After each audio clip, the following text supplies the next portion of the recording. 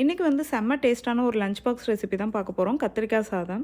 அதுக்காக ஃபஸ்ட்டு ஒரு pan heat பண்ணிட்டு அதில் கொஞ்சமாக எண்ணெய் சேர்த்துட்டு 3 வரமிளகா சேர்த்து வறுத்து எடுத்து வச்சுக்கோங்க. அது கூடயே 1/4 கப் தேங்காய் சேர்த்துட்டு அதையும் அந்த எண்ணெயிலேயே லைட்டாக வறுத்து எடுத்து வச்சுக்கோங்க. திரும்ப அதே பேனில் கடலைப்பருப்பு, உளுந்தம்பருப்பு, மல்லி, சீரகம், மிளகு, கூடவே கொஞ்சம் கருவேப்பிலையில் சேர்த்துக்கோங்க.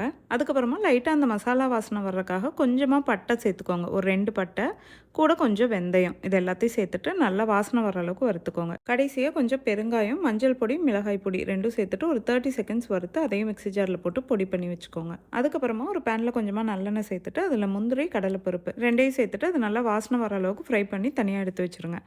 அதே பேனில் கொஞ்சம் கடுகு சேர்த்து அது பொரிஞ்சதும் அது கூடயே பச்சை மிளகா, கத்திரிக்காய் இந்த மாதிரி கட் பண்ணி சேர்த்துக்கோங்க. கத்திரிக்காய் வந்து ஓரளவுக்கு ஃப்ரை ஆனதும் அது கூட நல்லா ஒரு எலுமிச்சை சைஸ் அளவுக்கு புளி கரைச்சி அதை சேர்த்துக்கோங்க.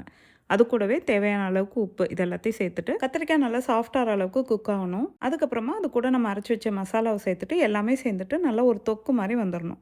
இந்த டைமில் ஒயிட் ரைஸ் சேர்த்துக்கோங்க. ஒயிட் ரைஸ் சேர்த்துட்டு அது கூட தேவையான அளவுக்கு உப்பு சேர்த்துக்கலாம். அது கூடவே நம்ம வறுத்து வச்ச முந்திரி, கடலைப்பருப்பு, கொஞ்சமாக கொத்தமல்லி இலை, இது எல்லாத்தையும் சேர்த்துட்டு எல்லாம் கலந்து விட்டு எடுத்தால் சூப்பராக ஒரு கத்திரிக்காய் சாதம் ரெடி.